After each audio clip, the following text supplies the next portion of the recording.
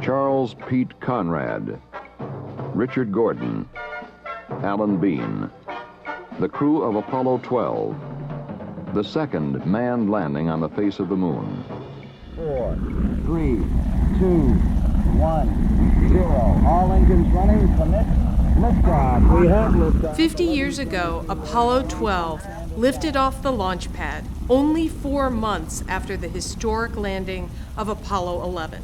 37 seconds into launch, the astronauts saw a flash of white light and were jolted. Fuel cell lights and AC bus light. Fuel cell disconnect. AC bus overload 1 and 2. Main bus A and B out. The Saturn V rocket, carrying over 500,000 gallons of fuel, had been struck by lightning. 16 seconds later, 3.5 miles in the air, a second bolt of lightning struck the mighty rocket. I don't know what happened here. We had everything in the world drop out. I'm not sure we can get hit by lightning. At that moment, it didn't look good for a second moon landing. The command module was overloaded by the lightning strikes. All the systems crashed, and it was relying on battery backup. Today, we are learning all about this historic mission 50 years later. What happened after the lightning strike? What caused the electrical discharge? And what is the legacy of Apollo 12? Find out now. This is STEM in 30.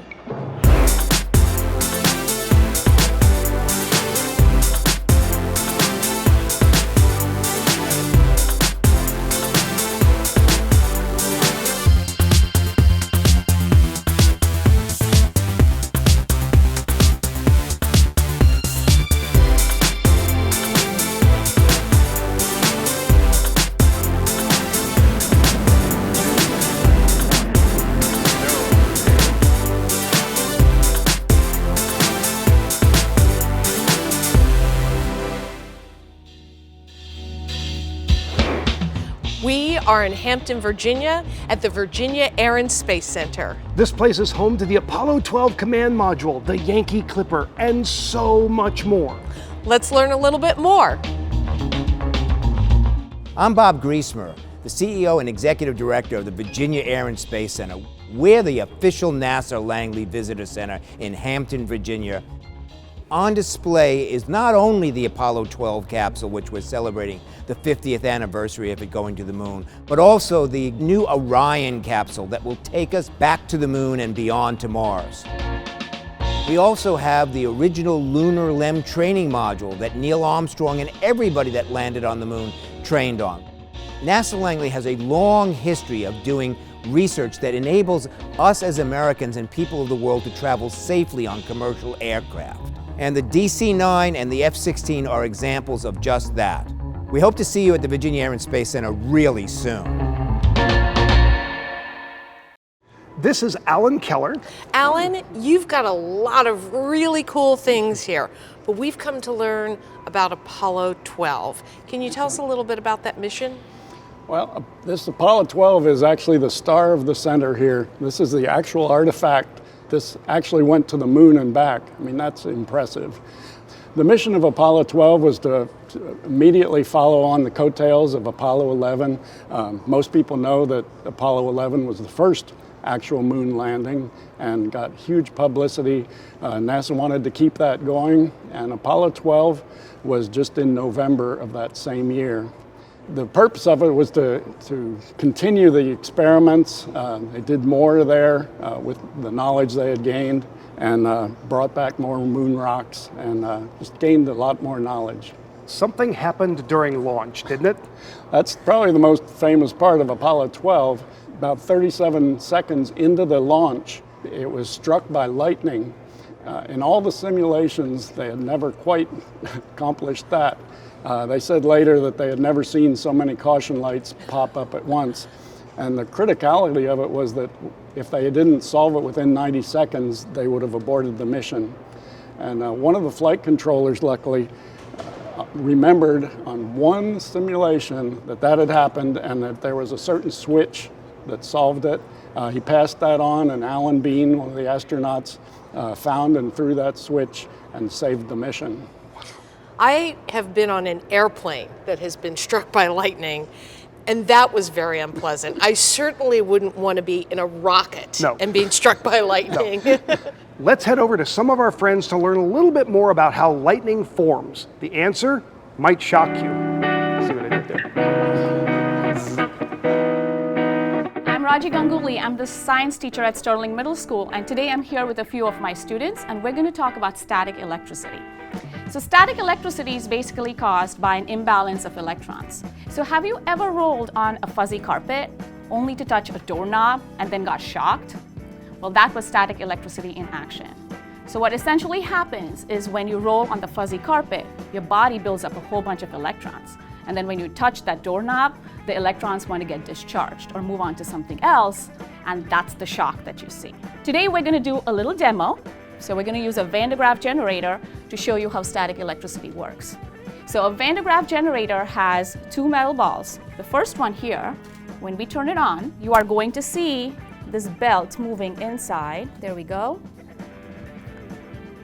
And the faster it moves, more and more electrons are going to start collecting on that metal ball right there. So when I hold on to this one here and move closer, boom, that was the discharge. Okay, so the extra electrons from that metal ball moved on to this one. During winter time, when you take your hat off, how does your hair look? Does it stand on end? Yep, well, that's because the electrons build up on your hair and they're all the same charge. So now they want to repel each other. That's what makes your hair stand on end.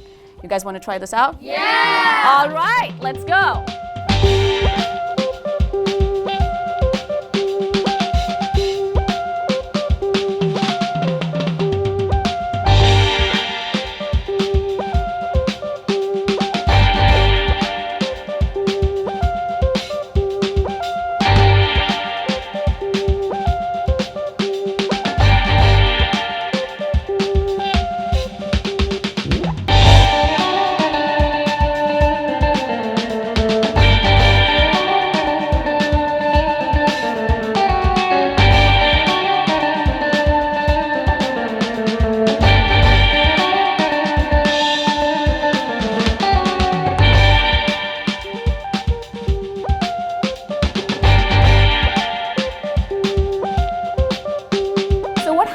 During the launch of Apollo 12.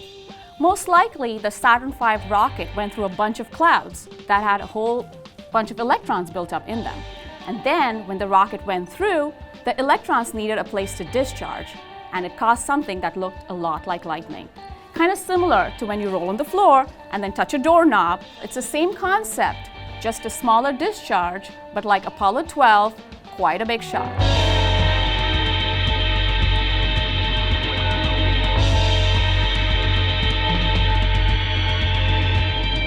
One of the things that I always find cool about studying about Apollo is how big this is, but how small it is compared to the entire rocket, the Saturn V. Tell us a little bit about the command module's job. Well, even though it's a small part of the whole system, this was kind of the headquarters where all three astronauts were during the launch and the insertion into orbit. It's 363 feet tall. It's a multi-stage rocket. First stage had 5 huge rocket engines, and that would get the mass of the fuel and rocket off the pad and start it into orbit. The second stage, again, had its own rocket engines. Now you've lost the mass of that first stage, so it continues to accelerate, reaches Earth orbit. And the third stage has a single engine. Now we're out of the atmosphere, and that can accelerate the rest of it into the trip to the moon. And this came out, and they actually had to do something in space, right? Yeah, they would reposition, go back and dock with the lunar module. Not very aerodynamic, but it didn't need to be. So this is the configuration that made the trip to the moon. So this is all that went to the moon, and then when it got there, this comes off. That's great. Goes down to the surface, and you had somebody really lonely in here. That's right. So 2 of the astronauts made the trip through the top of the module, and hatch into the lunar module, made the trip to the moon, landed there, did their excursions. Then they just got into the very top of that, called the ascent stage, went back into moon orbit to dock with the command module here.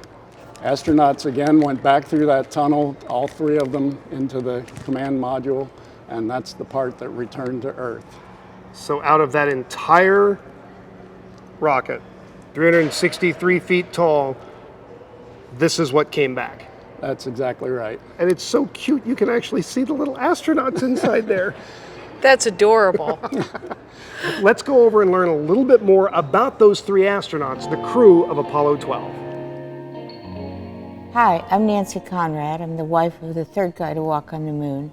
I met Pete through mutual friends in the late 1980s after his career at NASA had ended. We were married in 1990 and we were together until his death in 1999. Pete, along with his crewmates Alan Bean and Dick Gordon, made history when Apollo 12 successfully landed on the moon just a few short months after Apollo 11 became the first crew mission to do so. And while Neil Armstrong's first words invoked the seriousness of the moment, Pete's first words, yippee, That may have been a small and reveal, but that's a long one for me. while landing on the moon was a great human achievement. It was also lots of fun. Alan Bean was the lunar module pilot of the flight. He, along with Pete, achieved a precise landing at their expected location on the lunar surface. They smuggled aboard a camera timer and a tripod with the hopes of taking a photo of the two of them standing next to each other on the moon. Sadly, these items got buried in the rock box and they weren't able to take what would have been the first moon selfie in history. After the Apollo program, Alan Bean became the commander of Skylab 3 and was in the backup crew for the American-Soviet Apollo-Soyuz program. In 1981, he resigned from NASA to devote his life to painting. One of his paintings, entitled "The Fabulous Photo We Never Took," imagined the pose he and Pete may have struck in that lost photo. Dick Gordon was the command module pilot for Apollo 12. He and Pete were old friends, having been roommates on the aircraft carrier USS Ranger. The two went on to work together on Gemini 11. During this flight, they set an altitude record and Gordon performed 2 spacewalks. After the Apollo program, Dick worked in the astronaut office, became the chief of advanced programs in 1971, and later worked on the design of the space shuttle. Before joining NASA, Pete was a naval aviator. During his pilot days, he was asked to apply to the astronaut program. However, he found the medical testing invasive and unnecessary, and after a series of practical jokes, NASA deemed him not suitable for long-duration spaceflight. Later, it was Mercury astronaut Alan Shepard who convinced him to reapply, and he was accepted. Pete participated in NASA's Gemini, Apollo, and Skylab programs. In 1978, President Carter awarded him the Congressional Space Medal of Honor for rescuing Skylab, which had been damaged at launch. After he left NASA, Pete remained an outspoken proponent for the future of human spaceflight, defending the importance of the Space Shuttle program and recommending missions to Mars. Pete died in a motorcycle accident in 1999 and was buried with full honors at Arlington National Cemetery. Later, during a tree planting ceremony honoring his memory, Alan Bean pretended to channel Pete and instructed NASA to decorate his tree every Christmas season with colored lights instead of the white lights used for the other astronaut trees. This request was made in keeping to Pete's motto, "If you can't be good, be colorful." To this day, NASA decorates Pete's tree with red lights. In 2008, I launched the Conrad Foundation to honor Pete and his passion for innovation and entrepreneurship. The foundation recognizes transformative education by energizing and engaging students in STEM fields through unique and entrepreneurial opportunities. Apollo 12 may have been the second to land on the moon, but the ship, its crew, and their mission were second to none. This is Jim Pouchot. Jim, we're standing in front of the, well, Jim, what is this thing? This is the Lunar Lander Trainer. This is not an actual lunar lander. It was attached to the gantry tower over at Langley. This allowed the lunar lander to operate in a simulated 1/6 gravity, which was very difficult to simulate on Earth. The NASA guys came up with this idea. This is held up by cables. It simulates the last little bit of going down to the lunar surface. Underneath the lander, or underneath the gantry, was a simulated lunar surface that had one sweet spot where they could land. And that changed every time they did a test. So the astronauts did not know where to come down. They just knew there's a landing site down there. And they had to learn how to operate this using the thrusters, as you can see over here. They could change the direction that the thing was moving. The gantry would move all the cables and the harnesses at the top. Every astronaut that went to the moon learned how to fly in this craft. This craft is physically a little bit different than the actual lunar lander. It does not have that geodesic dome type feature on the top of it.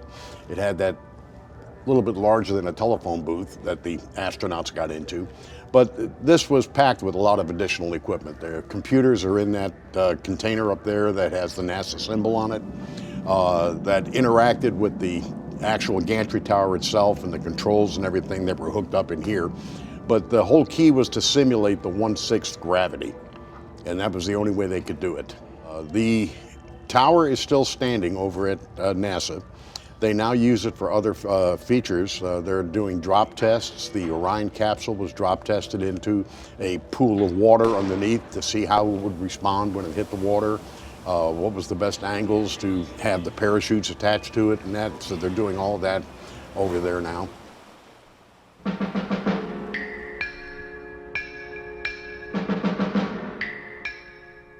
April 19, 1967, Surveyor 3 landed on the moon in a crater of Oceanus Procellarum, the ocean of storms. With Surveyor's electronic eye, we viewed the lunar surface. With its mechanical arm, we dug a small, shallow trench in the lunar soil. Now, on November 14, 1969, 31 months after Surveyor's landing, men were leaving the Earth to land on the ocean of storms. Their target? The site of Surveyor 3. How accurate was the Apollo 12 landing?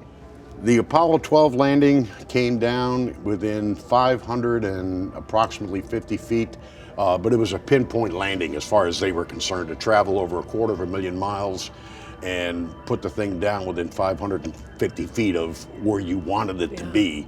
It was a really amazing engineering feat.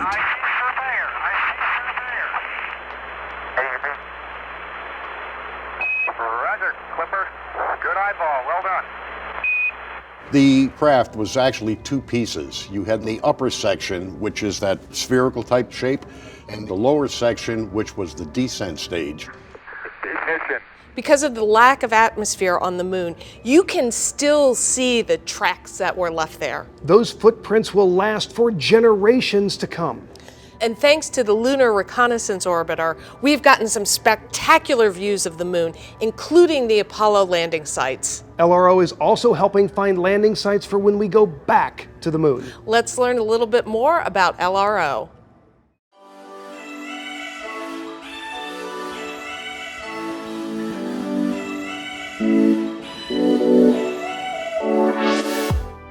Well, the LRO mission had two very important goals. The first goal of the mission was actually to prepare humans to return to the moon, because as you said, we haven't been there in a long time and we want to go back.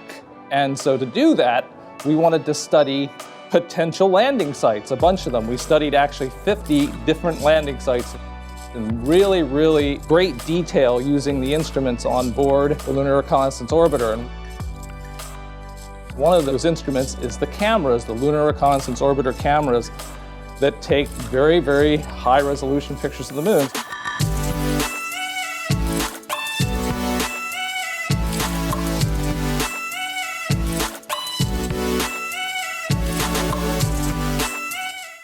We have some of the most stunning images of the lunar surface that I've ever seen.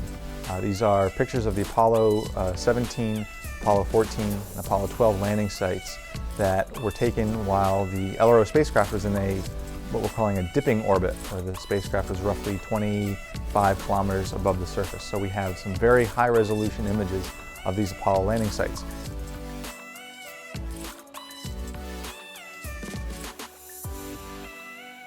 These are some of the most amazing images of the moon that I've ever seen, because they really put into sort of a really cool context of what was done back during Apollo.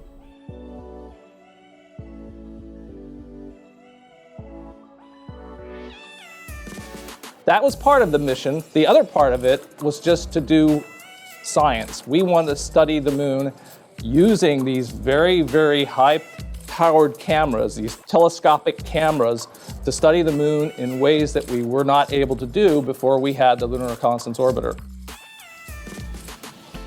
We all know Neil Armstrong's famous first words when he stepped onto the surface of the moon. And Buzz Aldrin said, "Magnificent desolation." But what did Pete Conrad say? Yippee! What would your first words be when you step on the moon, or if you were the first person to walk on Mars? Would those words be funny, heartfelt, serious? Would they be remembered for generations to come? Well, we have some friends that have put some thought into what they might say if they were to take that first small step. And that may have been a small one for Neil, but that's a long one for me. History has been changed. The age of interplanetary exploration has begun. If I am the first person on Mars, then people can make other extraordinary things possible. A small step for Neil, a giant leap for Pete, and no steps for me because I cannot really walk in a spacesuit. Knock knock. Who's there? Outer. Outer who? I'm out of this world. Woohoo. Hatch is closed. Barely. Hey, Jack, don't lock it. I'm not gonna lock it. We gotta go back there. You lose the key and we're in trouble. The impossible has become possible. One small step for this girl and a huge step for the world. Your first step is never your last. Halo's on the surface, and it's been a long way, but we're here. Now that we've made it so far, will we make it back to Earth? No importa cómo te ves o quién eres, puedes cumplir tus metas. I get to see and walk on a whole new planet. Not many people get to do that. I am honored. There's a fundamental truth to our nature. Man must explore. What was once limited to one planet has now reached 2. Years ago, we never thought we could go beyond the moon. Look at us now, we have achieved the impossible. No te rindas en tus sueños. Yo lo puedo hacer, tú lo puedes hacer. I have a foot on Mars, but a head in the stars. A step towards Mars is a step to another planet with water. Good Lord, look at that hole we almost landed in. That's one small step for man, one giant leap for mankind. We're with George Conway. George, this capsule behind us looks a lot like the Apollo 12 command module, but it's not. No, it's not. This is the Orion Capsule. It's much like the Apollo capsule. The Apollo has a 12-foot diameter. The Orion has an 18-foot diameter. The Apollo carried a crew of 3. This will carry a crew of 4 to the moon and beyond. What's the plan for Orion? Her primary mission will be to carry crew from here to Gateway in lunar orbit, where she would ultimately link up with a habitat module, a crew module, and a propulsion module, and launch from there to Mars. And what was this used for? This particular model was used for a launch abort test at White Sands, New Mexico in 2010. So what did that look like? Well, she was actually sitting almost on the ground with the launch abort tower mounted on top, and she launched from right there, straight up into the air, very, very quickly.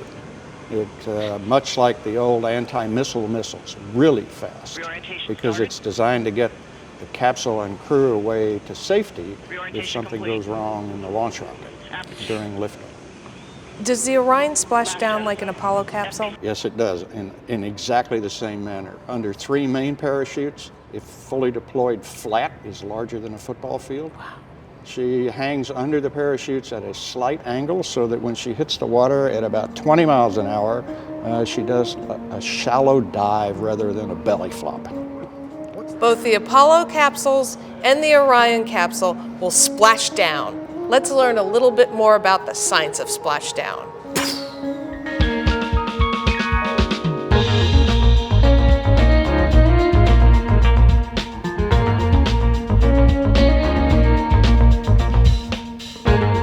After returning from the moon, each Apollo command module had to re-enter the Earth's atmosphere. Upon entry, 3 enormous parachutes would open and the capsule would float down, splashing into the ocean. You may think this would lead to a gentle landing, but because of the speed of the command module and Newton's laws, the crews had quite a jolt once they hit the water. Have you ever experienced a belly flop in a pool? You're seeing and feeling the same concept in action. I'm Clancy Hadelberg. I had the honor of being part of the Navy NASA team that was dedicated to bringing the astronauts home safe, and very proud that we did. Clancy explained how to dive into the water from a helicopter, since you definitely don't want to belly flop. You have to have a tight body position. You want to make sure you go in feet first.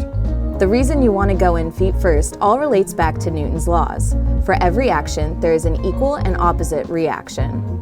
When you push against a wall, it pushes back with an equal force. When you jump into the water, it also pushes back with an equal force. When you go in feet first, you don't displace a whole lot of water, and it doesn't take as much force to move it. When you do a belly flop, the entire front of your body hits the water. That causes a lot of water to have to move at the same time. This takes a lot of force. As you hit the water, you are exerting a force, and the water exerts the same force right back. When the Apollo missions came back, they splashed down in the ocean. Not because it was soft, but because it allowed them to be away from people. The capsule entered the water at a bit of an angle so it didn't have to displace as much water. It was still quite a jolt. The same type of jolt future Orion crews will feel when they return to Earth in the same way. Even though these missions will be more than 50 years apart, Newton's laws will still be the same. We are out of time for today. But if you've enjoyed the show, be sure to follow us on Facebook or Twitter. Before we take off, we have a challenge for you. What would you have said if you had been the first person to step foot on the moon? How would you want that moment remembered for all time? Thanks for watching.